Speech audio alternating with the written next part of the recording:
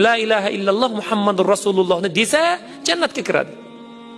Biz nega namoz o'qiyapmiz bo'lmasa?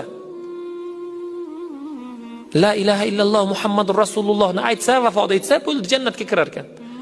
Siz dunyoda namoz o'qimagan bo'lsangiz, masjidga qatnamagan bo'lsangiz, gunohlar sodir etmagan bo'lsangiz, ota-onani duosini olgan bo'lsangiz, la ilaha illallohni aytasizda, ayta olasizda. Bo'lmasa tilaylanmaydi. Perivalda bir kishini vafot etganini men juma amr ma'ruflarda aytganman. Avtohalokat bo'lyapti. Jon talvasasida odamlar aylanib aytayaptiki, la ilaha illalloh Muhammadur Rasululloh deng, deyapti. Uni og'zi qimirlayapti. Bir yigit aytayapti, nima deyotgan ekan deb quloqini og'ziga qo'ysa, 3 tasi 1000. Ko'proq olsangiz arzoniga beraman, deyapti. Ko'katchi bola ekan. Siz bugun la ilaha illalloh Muhammadur Rasulullohni tagida nima yotadi?